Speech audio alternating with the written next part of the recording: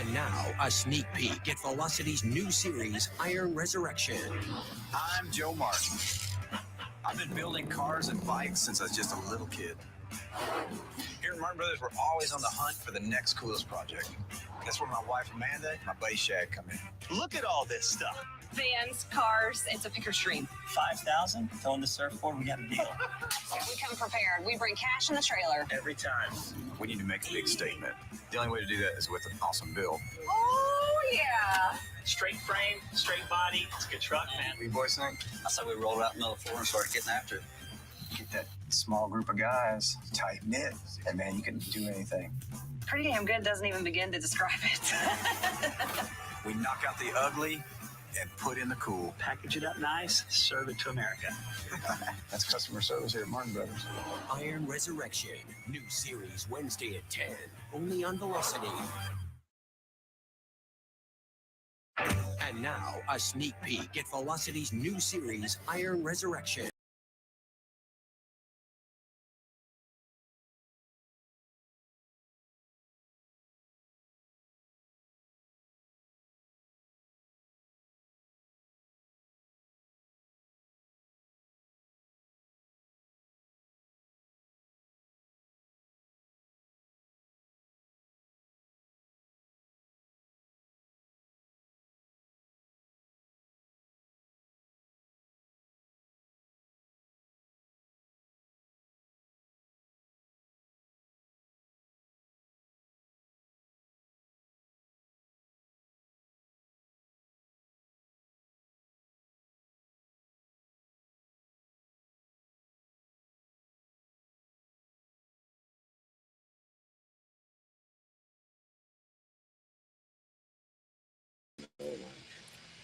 Hey, what's up, guys? So, hold on, let me adjust this again.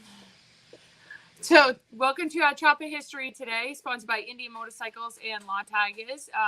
We have a pretty cool show today with Joe Martin. I just played a clip. I hope you guys saw it. Clip from Iron Resurrection, which is a show on, I believe, Discovery. But before we do that, I want to mention a couple of things. Don't forget, if any of you guys are in this area, we have a Perowitz Bike Night. The first one is Wednesday, June 22nd. We have several food trucks coming. We have a good band. We have some vendors. We have some games to play, some contests. We have some cool prizes to give away. So it's Wednesday, June 22nd for any of you guys somewhat local to this area. That's going to be our first bike night. The second, we have another one in July and August. They're on the third Wednesday of the month. I'm not sure what the dates are off the top of my head. But those are our bike nights. And don't forget, if any of you guys are on Instagram, follow our Instagram page, Perowitz_CycleFab. We try to post on there as much as possible. And also mine is Jody Perowitz, and DP's is D Perowitz on Instagram. So give us a follow over there. I see a ton of people watching. I'm not going to go over your comments, but make sure if you guys have any questions, post them, and I'll keep checking in on them, on the questions, and see if we can get to them with Joe. But let's bring Joe on. Hold on. Let's see. Hey, Joe. Hey, what's going on, guys? Hey, Joe. How's it going? Good, good. You know, it's the normal springtime here, so everybody's in a hurry to get their bikes out. Oh, man. You know, it's like, you know, hurry up and wait. That's right. Well, you're lucky you have a springtime. Here in Texas, we don't have, we go straight from winter to summer. Yeah, pretty hot. So everybody's wanting their bikes around Christmas time. Yeah. Yeah, it's too hot to ride now. Yeah. That's right, yeah. Yeah. Yep. No, but, you know, we keep busy all the time. We have all kinds of projects going on, and you know, I try not to overload things, you know what I mean? I'm kind of picking. Oh, yeah. Yes. Yeah, absolutely. Joe, you doing more cars than bikes? Are you still doing some bike stuff? Well, you know, we do a lot. You know, we're still doing some bike stuff. It's mainly, you know, our personal bikes, really. You know, with the TV schedule and the criteria of the show, they want us to focus on cars, and So, I miss doing the bikes because, bike's only a 10th amount of work as a car, so Yeah. I wish we could do some more bikes, but we may, the network's saying, bikes are, there was a lot of bikes on TV, of course, which did great for all of us. And they're like, we need to see some cars. There's the bike thing's come and gone. And so, that's the network language, but nobody gets tired of bikes. Everybody loves bikes, and bikes are just as popular and strong as they've ever been. And so I think, the network's seeing that again, and they're going to start allowing some more bikes, some bike programs back on. So that's the word. So hopefully we get to do some more. Yeah, I mean, realistically, there's really not much in the line of motorcycle shows on right now. Yeah, I was just gonna say. I see more bikes in the background of your show than we do anything else. Yeah. You don't see a lot of shows focused on it. Of course, that's the network guys saying, oh, the bike thing, like I said, came and gone, and it's just simply not true. The bike styles change, and everything goes full circle again. And with that bike craze, you were on one of the first episodes, Dave. The bike build off, and so you think, what was that? 02, 03, 04, or something like that. 03, and, yeah. So, man, we're about due for a full circle. And so I think it's just going to be different stuff. The bagger thing's strong, the cafe styling, everything's centered around performance and not stretched out long, crazy bikes that you can't ride, So I think it's just going to be a new generation of people doing some really cool stuff. And hopefully, the networks will jump on board and see the light and bring this whole bike thing full circle again as far as TV goes.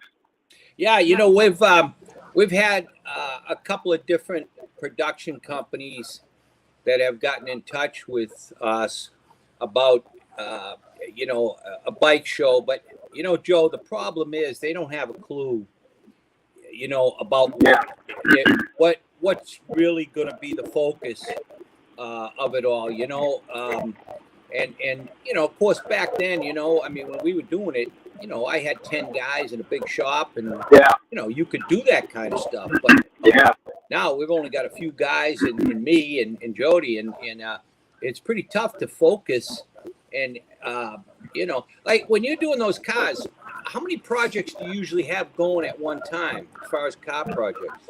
Well, so as far as the cars go, we have obviously 10 episodes we do each season. So we obviously have 10 cars going, but we've learned to just bring in cars. So maybe 2 or 3 of them are very involved, where we're literally taking everything apart, blasting them, and some of the others may just be mild makeovers. Yeah. So learned not to overwhelm ourselves and overwhelm the schedule, and but fortunately the show's rated well, and so we're happy for that.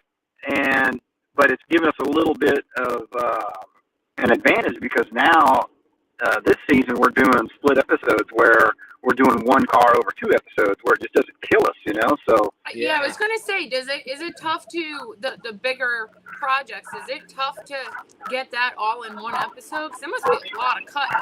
It is, and you're doing a lot of work. And of course, you're only, with commercials and everything on a television show, you're only seeing 44, 45 minutes of it. So they're trying to get all the best elements. And of course, they cut out a lot of the fab stuff. People like us, we want to see, the process. And so fortunately, a lot of the feedback from the viewers are, hey, we want to see more process. We don't care about any kind of dramatic shit. We don't want to see any kind of that kind of stuff. We want to see what's going on. We want to learn something. Yeah. And so that's kind of my goal, is if, we keep going with it, we want to, and say, like in your situation, Dave, you're talking about you only have a couple guys. Well, imagine a show where you build a bike over 3 or 4 episodes, because look how involved that's going to be. You know what I mean? Yeah. I know. You're going to see the metalworking. You're going to see how you made a tank. People love the paint sequences. Yeah.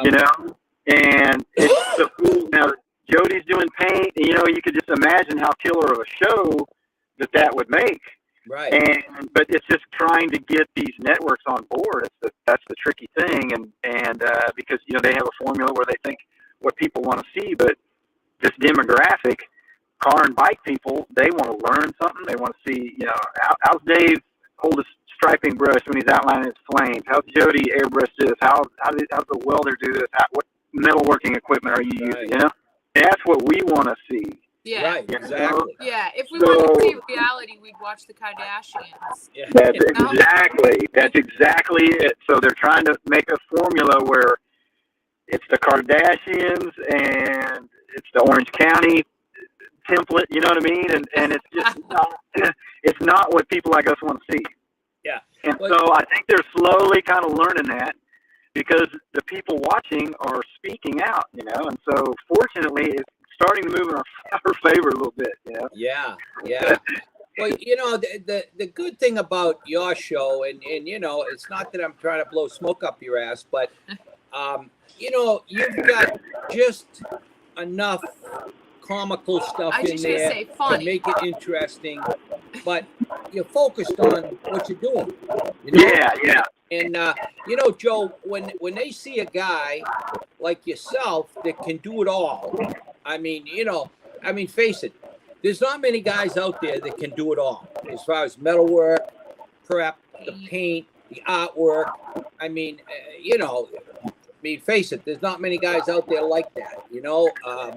And you know, people really appreciate that kind of stuff, and they appreciate the fact that you're personally involved. You're not just walking around guiding everybody else. Right, you're actually doing work. Right. Yeah. Well, and that's the thing too. I love all aspects of it. I love painting as much as I love the metalwork, and I love the whole process. And you know, when I was trying to start in the business, I didn't. You know, we didn't have the internet. We didn't have YouTube to show you all this stuff. Yeah, right. And so I learned the old way, and I'd pick up from guys, you know, that would help me do things here, a tip or two. But, you know, I tried to learn what I could because I couldn't afford to pay somebody to do that to my bike or my car, you know. Right. So I just, and you know, I mean, I love doing it. So, you know, it's a passionate thing for me. And so, you know, I mean, when you're passionate about something, then, yeah. You know, it's not really going to be like work, but, you know, then if you throw a TV show element in there, it can turn into work, you know, but. Oh, yeah, for sure. But for the most part, it's been a great opportunity for us, you know, even though we don't really have a life or anything.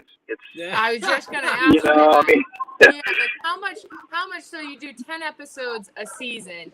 How much filming is that? Like, are you guys filming for 6 months or? Well, actually, we're filming about 11 months. So we shoot for 11 months, yeah. And so we, and you know, as the seasons went on, we kind of negotiated. It's like, look, guys, we can't shoot 5 days a week. We're not getting anything done, you know, because we're, you know. Yeah. Yeah, you have to like redo stuff. Yeah. So we cut it down. We cut it down to 2 days, maybe 3 a week. So it helps a little bit because, you know, if you're shooting some kind of scene and the rest of the guys got to be quiet for a second, you know, it pisses them off. They lose momentum. Yeah, exactly. And then, you know, and that's the thing that we kind of learned to streamline. And so, you know, if we're doing talking parts or something, I'll make the crew go in another building where it's quiet and we're not interrupting the guys and stopping them, you know. So it's a grind, but we've been very fortunate to get the gig, you know, and so yeah, it's just, you know, double-edged sword, you know. Yeah. Now, how many seasons have you done already? We're in season 6 now. Yeah. So we got another 4 months, and we're done with season 6, and then we'll probably take a couple months off, and then we'll start lining up the season 7 projects. So. Yeah. Now, do you ever go to any bike events anymore? You know, we haven't been in so long. The schedule just kills us, you know. And so, and then, you know, we had the COVID thing going on. We were doing a lot of stuff where sponsors would bring us into a show, you know, here and there, whatever it may be. And then of course the COVID thing stopped that for 2 years. And so now it's picking back up, but most of the events, you know, obviously we go to SEMA and just, you know, some national, the body shop events, what all those, you know, different things that's going on.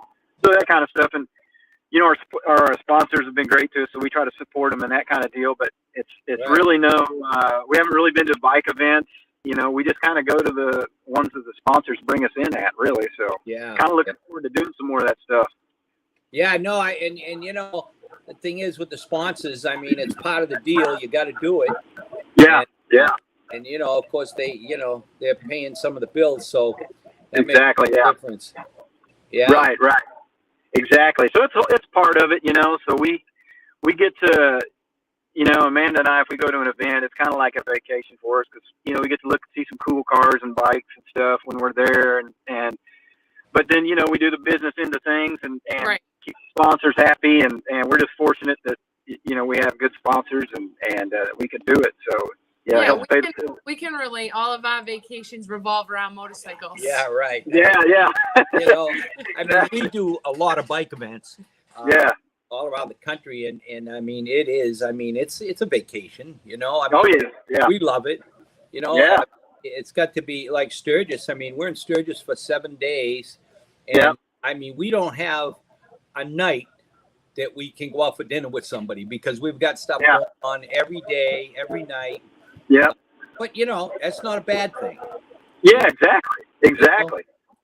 Well, you know, I mean, it's cool to, you know, people go to these events and they want to, you know, when Arlen was still around and you guys were kind of the kings of all that kind of stuff, you know, it's kind of cool to go to those events. And then, because you guys kind of started the whole custom thing, you know, the East Coast, West Coast, Right. there and Arlen Ness. And so it's still cool that you still go to these events, you know, because you see a lot of guys that were, you know, even in the build-off series, Yeah. and a lot of these fly-by-night shops that kind of popped up and Yeah, like we're out there. kind of Oh yeah. exactly, you know, and those guys are gone, and so, you know, and of course I understand it's, you know, I mean, the sign of the times, all the crazy stuff that goes on, but, you know, you never know what's going to go on in the economy and what people are going to do with their money, but it's just cool to, you know, go to those big events and see the old school guys there, you know. Yeah. Well, I mean, you know, Joe, this is not an easy business to make a living at. Nah. I mean, Yeah.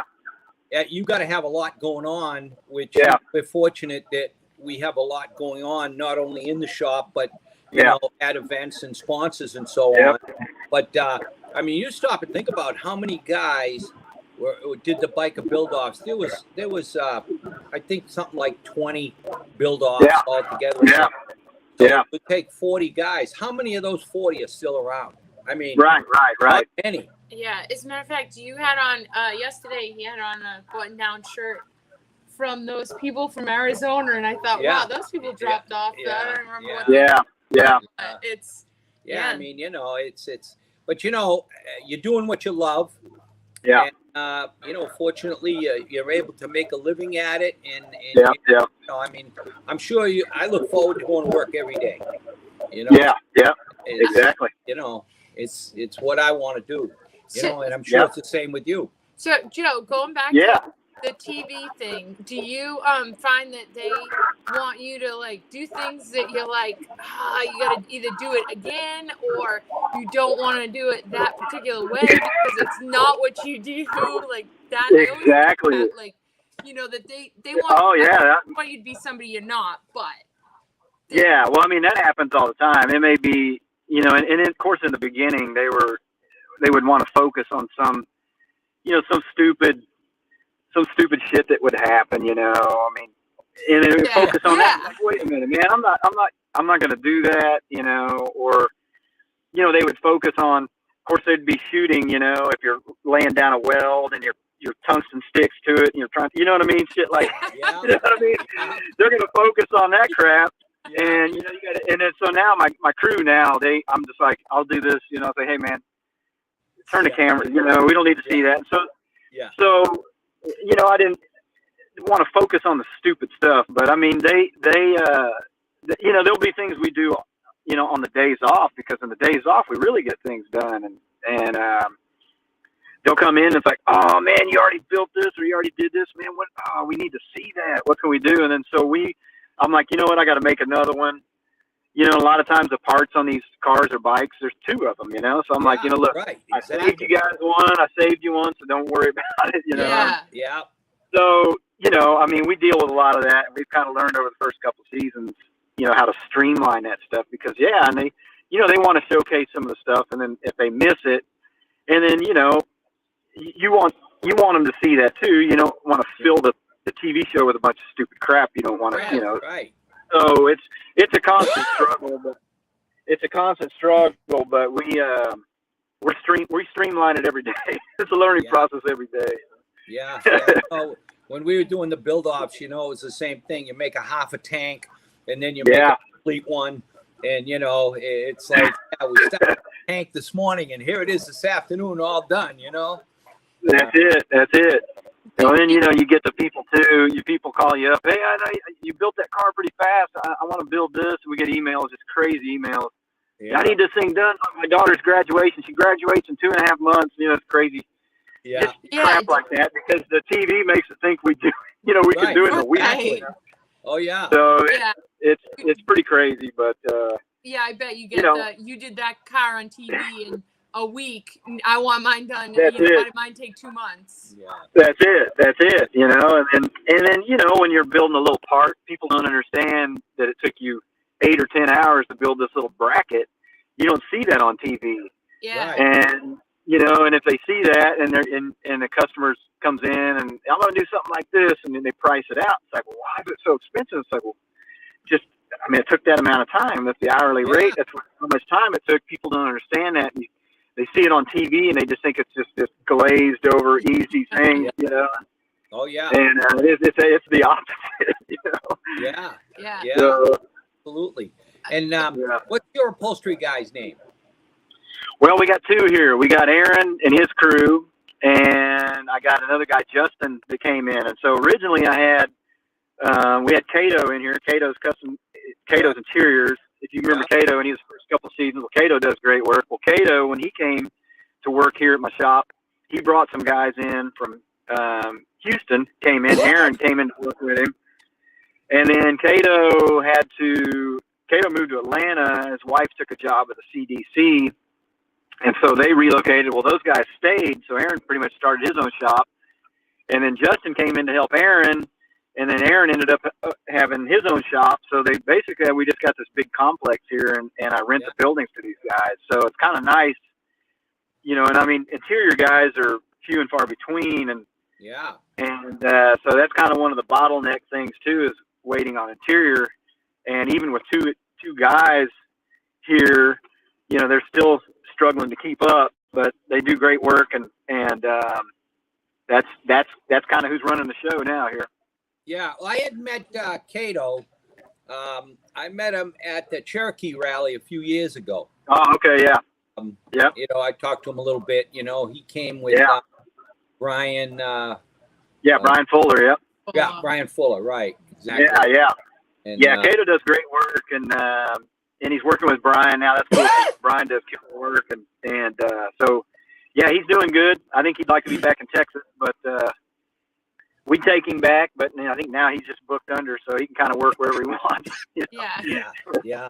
Joe, we have one of our viewers, Mike Draco, said, "Tell us about how you got started."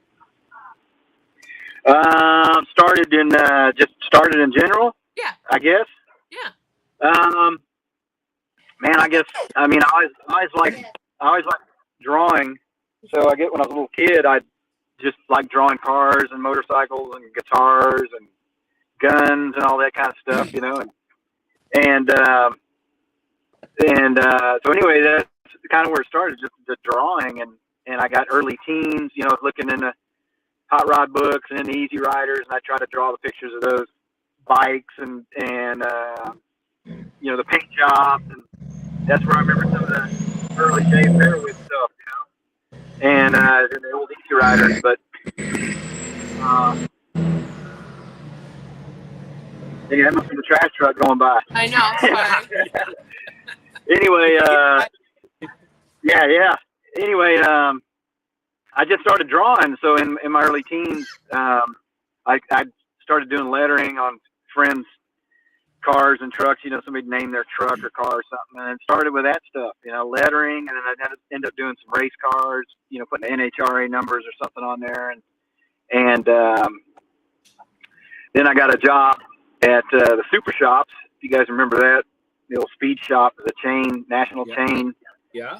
I worked there for 6-8 months, and then the manager there was really cool, and he said, "Hey man, Joe, you ought to put your business card down on the desk. We got drag racers, we got dirt trackers, we got 4x4 people, we got low riders. And so I hand out my cards to do, pinstriping, airbrush, whatever it may be. And man, I was, before I knew it, I had a little client list built up, and so I'd do all this lettering and stuff and paint work. And then a lot of these guys I would trade out work with. And then we got into the street racing scene, and 16 or 17 years old. And I had an old Trans Am that I was building up and cut it up. And then a local chassis shop guy in Dallas kind of took me under his wing, and I did some paint work for some of his customers' cars. And he showed me, tube bending, for roll cages and sheet metal work and that kind of stuff. And so really the welding and the fabrication that's what really got me there. And I was infatuated with that stuff. And then I try to keep honing my paint, my painting deal. And so that's kind of where it started, and just building up street cars and roll cages, and we'd cut out a firewall or do some wheel tubs or something like that, and I just learned what I could as I went. And then mid-90s, the bike thing kicked in, and I could never afford a Harley, and I just loved them, and had a couple friends that bought a couple old bikes and said, "Hey man, I want you to help us fix these things up." And that was probably, 93, 94. And so we fixed them up, and take them to all the bike nights and all the bike events there locally. And people are like, "Hey man, these people want your number, man." And I was like, "Okay, that's cool." And so 2 weeks later, I'm just inundated with all this bike work. And I was like, "Holy shit, man, I love this bike thing.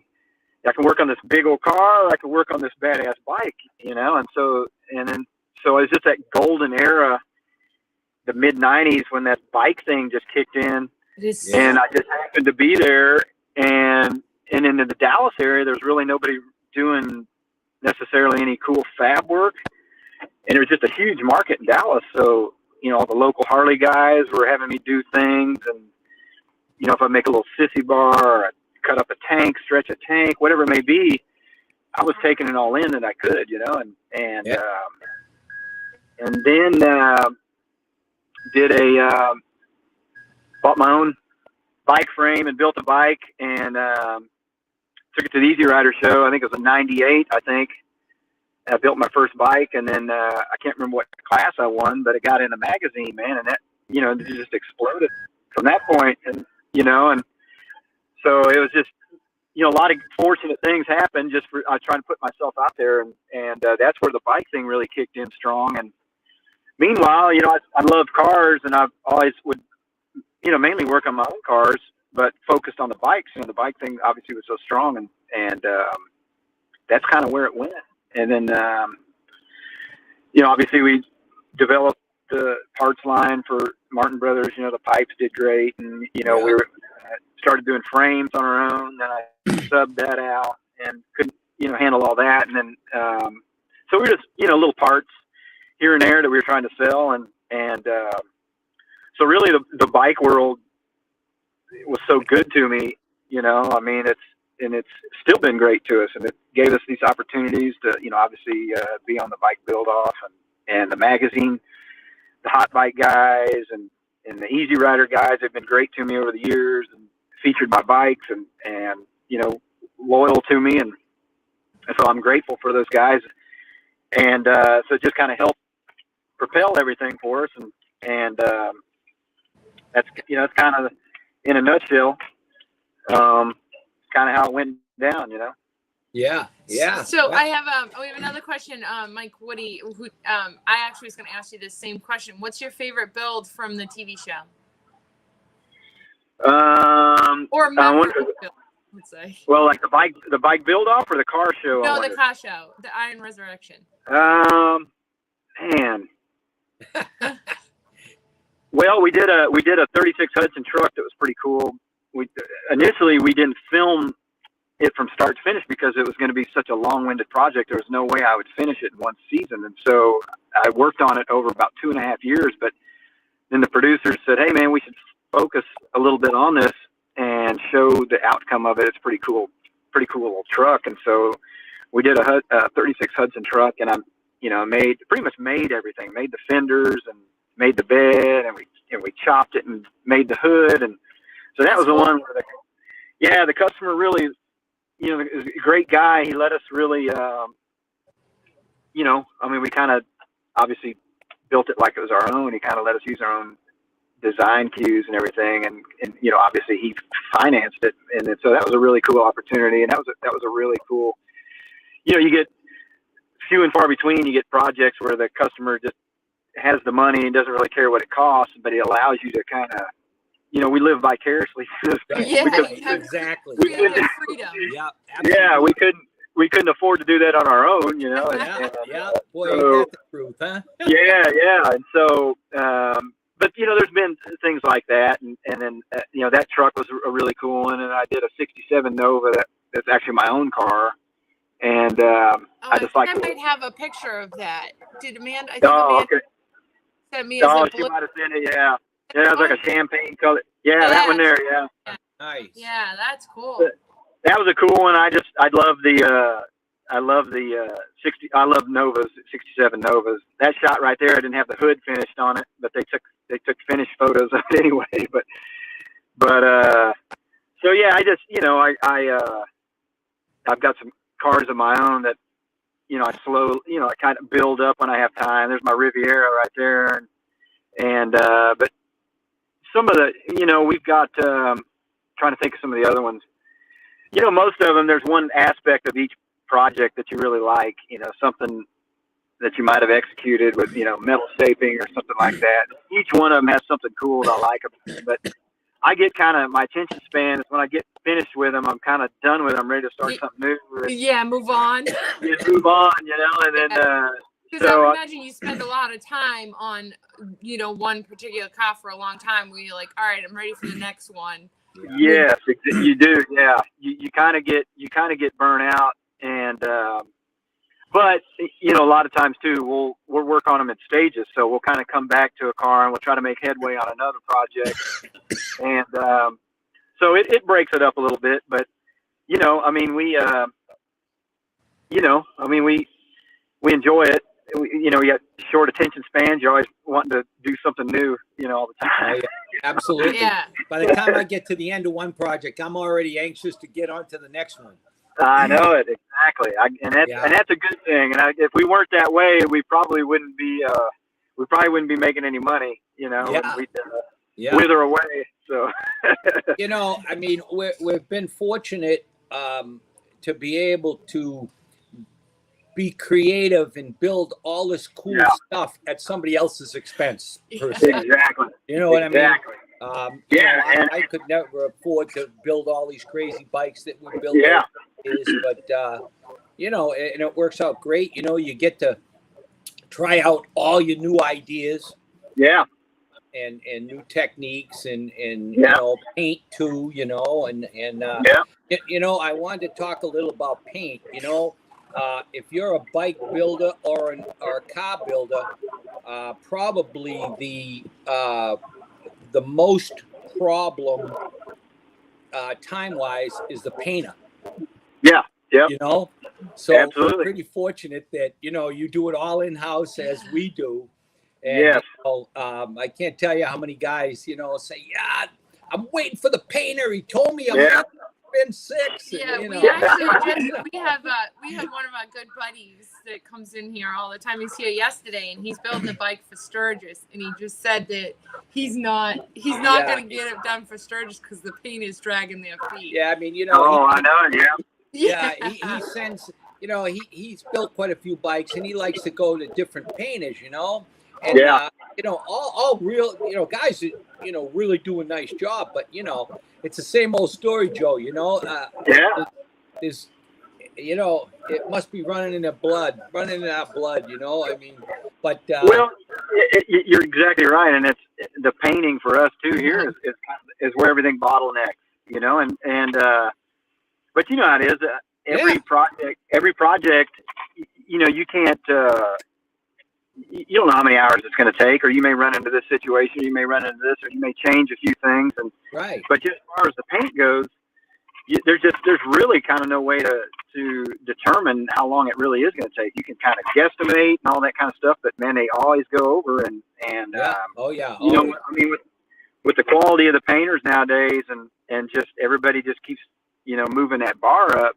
Yeah. I mean, you got to get that car or bike even straighter now. You got to get it gapped even tighter. Yeah, you know, you got to, you know, I mean, you know, you've got to, and constantly with the painting, you know, the creative side, it's so hard to come up with something new and stay on top of things. And I mean, it's just, there's so many killer painters and artists and craftsmen.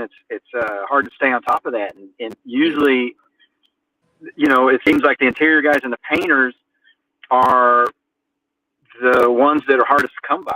And so obviously every one of them's going to be jammed up, you know? Yeah. Oh yeah. You know, and in the last 10 years, especially, man, I mean, there's some really, really good painters out there. Oh yeah. Yeah. You know? I mean, stuff that guys that are doing stuff that's like incredible. I a little bit wonder though if there really is that many good painters or social media is making them look good. Yeah, well, you're exactly right too. Yeah, you're exactly right. Because there's a couple of painters that like I follow on Instagram or whatever. And I'll get like ideas off them. And I'm like, man, these guys are good. And then I've seen them in person, and I'm like, wow, I wish I could see them in person because I know. You're exactly right. Perspective. Yeah. You're There's no exactly right. At the bottom of the gas tank, you know. Yeah, exactly. Yeah. Well, that's the thing is the social media stuff. You know, everybody's posting what they're doing, and you're looking at metalwork, and you're looking at it on this little tiny screen.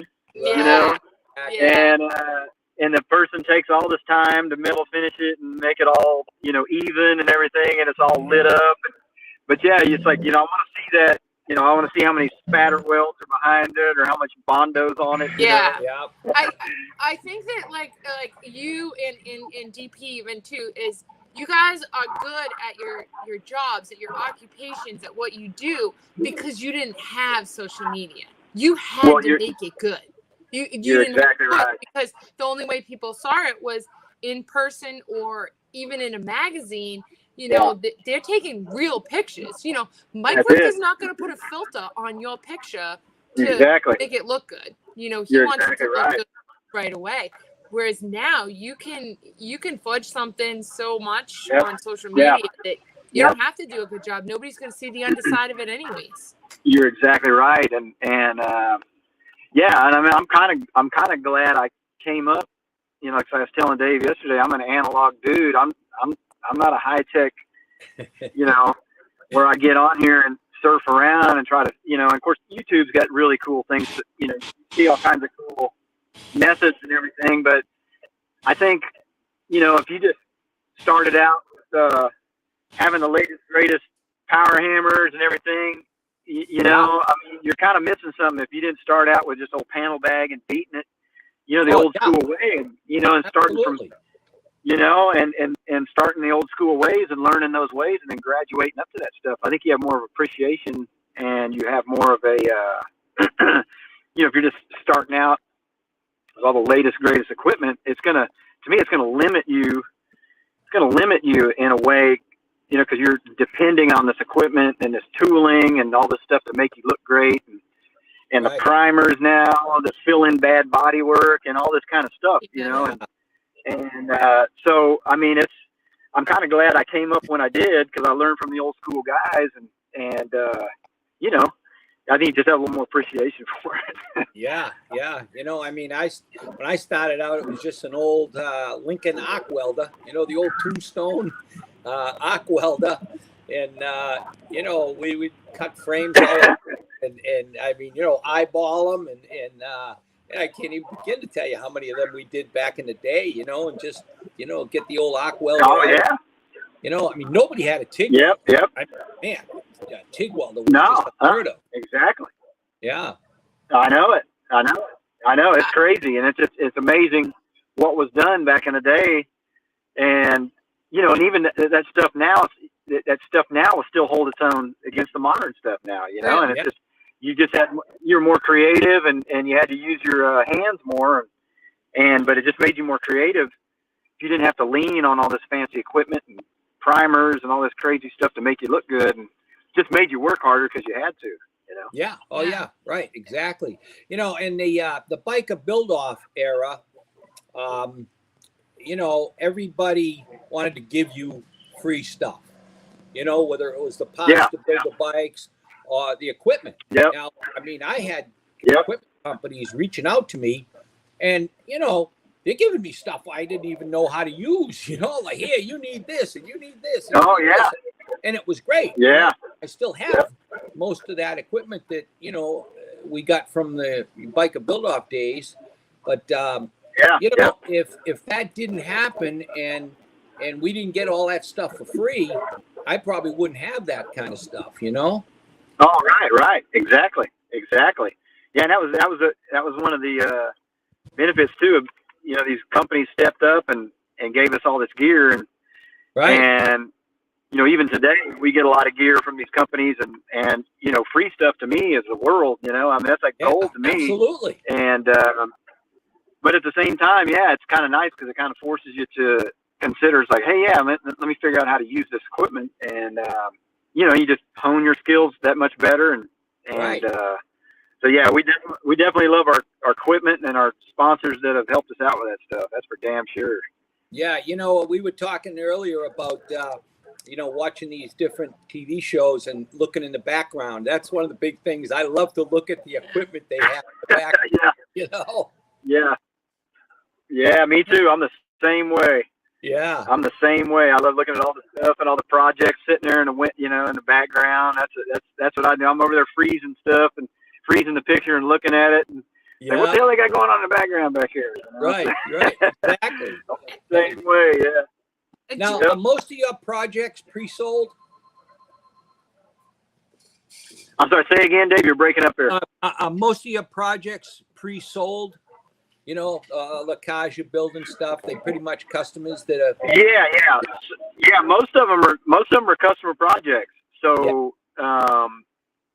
I mean, we're fortunate. We've had a great client list kind of built up, and we got a lot of repeat guys, and so yeah, they're mostly customer projects. I mean, I may throw my own car in there, and do something every now and then when the finances are there, but they're mainly customer projects, and so we kind of figured out, the customers will email us, and then we'll say, hey man, this is a pretty cool project. We haven't built one of these. I'd like to do one of these cars. And so we've been fortunate where we can kind of pick and choose what we want to do. And usually it's a list of cars that I like that I know I'd never be able to afford to build. And so we bring them in, call the customer, and next thing you know, they wind up on the show. And so, yeah, they're mainly customer projects that are, kind of, the customer comes in and, of course, allows us to do our touch and takes our advice on the things. But for the most part, it's just a collaboration with our customers. And, do many of them bring in sketches, of what they want, or do they just give you an idea and let you go with it? They do. We get a lot of them that, they'll print pictures off the, other cars they've seen, off the internet or magazines or something. They say, well, I like these wheels, I like this color, I like the stance of this, or whatever it may be. But so I want you to put your own twist on it. I like this component. I want to use this frame, or this. I want this motor. So it's we the meat and potato stuff we kind of figured out, but for the most part, the customers kind of let us roll with it, and we come up with the paint ideas for them, and of course the interior guys come up with their ideas for that, but they, a lot of them have an idea what they want. Some of them have no idea. Some of them think they know what they want, right? But all the ideas are bad, and they're not going to work, and they're going to be, they're going to just, wanting some crazy engines and this and that, and they're like, but no, I want to drive it to church with air conditioning on, but I need 1,200 horsepower, all this crazy crap. You got to make all that stuff kind of work, and you got to bring them down to the ground. It's like, look here, this isn't going to work. I think we suggest we should do this, and so along the way, the project, we obviously hone it in and dial it in for their needs, and something that hopefully they can enjoy it, and it's going to be useful to them at the same time. Right. Joe, can you tell us what you got going on, projects in the shop that we're going to see on season 6? Yeah, we got let's see, I got another Nova that I'm building for a great repeat customer of ours. Pretty high end. He's spending a lot of money on this thing, and we're doing a lot of cool stuff to it. It's a 67 Nova. We got a 41 DeSoto that's had modifications. It's kind of an ugly duckling car, and we've just done a lot of chopping and alterations to it, so it's going to be pretty cool. And we got a really cool 65 Riviera. Yeah. A great customer of ours from Long Island. We got a 59 convertible Chevy. Golly, I'm trying to think what else we got here. You got a lot of projects. Just a lot of. Yeah, those are kind of the main ones for this season, and then we've got what we call these little B story things where, we may bring a car in and do a flame job on it or something like that. So we got a lot of that stuff going on, and or build an exhaust for a bike or something like that, and so yeah, those are the main cars this season. Nothing too exotic, but yeah. Oh yeah. Hopefully they turn out cool. If they turn out cool. Sorry, do you have a lot of repeat customers? Say again, Joe? Yeah. We do, yeah. We do. We got some really great guys that the guy with the Nova, we've done 4 cars for him so far, and the guy from Long Island, we got three cars of his. So we get a lot of guys that just great guys to deal with, great customers to deal with. And as you guys know, a customer relationship is hard to come by because obviously they're spending a lot of money, and you want to build you want to build a good relationship with them, and because a lot of guys have sent cars to shops and something, the shop owner may want to do something his way, and a customer didn't like how it was done this way and that way, or it's equally important, building a project that is building a relationship with a customer and gaining their trust, and so we've been fortunate to get a really good client list going on here, and then these guys are obviously well financed guys, and which makes it great for everybody, and so a lot of these guys just have endless projects. They want to start something new. They're kind of like us. They get, once the project's done, I want to think about doing this. I want to do this, and so we're very fortunate to like I said, have amassed a client list of really great people to work with, and we're fortunate to have those guys there. They allow us to do what we can, allow us to do what we want to do, Right. Yeah. You mentioned the flame jobs. I wanted to say, I am, I'm a flame guy, and I pay a lot of attention to flame jobs, and your flame jobs are awesome. Well, you got you have to take a little of that credit, Dave, because I've copied a lot of your flame jobs. I've done 2 flame jobs. I've done 2 flame jobs for Jesse James. He lives near us, and I did a bike for him, a Dyna or something. And I was like, well, man, I was like, Jesse, what do you want to do here, man? He said, something kind of Pearwood style. Yeah. I was like, okay, no problem, dude. I got it, dude. No problem. So I've always taken, my favorite painters and the elements of all that stuff, and it's just you incorporate it into your own style, and right. You hope to kind of make it your own. Yeah, and over the years, I obviously look at lots and lots of flame jobs, and everybody has their own style, and there's not many that I really like. You know what I mean? And it's personal preference. Right. And your stuff is always cool. It's always right. That's the big thing. You know what I mean? You know what I'm talking about. Well, man, oh man, I mean that's a I mean, coming from the Flame King, that's a compliment. I appreciate that, man. Yeah. To me, flames will never get old. Yeah, And a good flame job, Yeah. people, it will never go away. It'll never date. And I mean, people love flames. Yeah. Whatever it's on, people gravitate towards a really good flame job, man. And flames will never go away, man. You know. Yeah, I agree. Yeah. I've done flames on everything that you could imagine. You know, I Yeah, have a lamppost at my house that I built, and I probably built it 25, at least 25, 30 years ago. That's all ghost flames and still looks great. Oh yeah, Yeah, yep. Timeless. Yep. Yeah. All right, Yeah. Joe. Oh, they are. Before we They're timeless, man. Yeah, they are definitely timeless for sure. We don't want to take up too They much are more of your time. absolutely timeless. Yeah. Oh man, Hey. it was good talking to you guys. Yeah, Oh you no, too. hey, this has been great, and you know, good luck with all your jobs there, and I hope that we get to see you at a bike event one of these days. Yeah, come to our paint show. Yeah, I mean, Yeah, our yeah. paint shows, and I know hey, you know, you made us a trophy a year or two ago for our Sturgis paint show. Oh which yeah, is yeah, awesome, yeah, and, yeah. we really appreciate it. But you know, if you Yeah, ever yeah. get a chance to, you know, go to Sturgis or go to Daytona, make sure you reach out to us. Yeah. And, love to have you. Yeah, at our paint absolutely. Oh man, Okay, I'd be honored. That'd be great. We'll look forward to watching season 6. show. Absolutely. All right, I appreciate it, guys. It's an Yeah. honor being on here with you guys. I appreciate it. Well, All right. hey, thanks, Joe. It's been a really good conversation. Yeah, absolutely. I appreciate it. I'll All see you right, guys soon.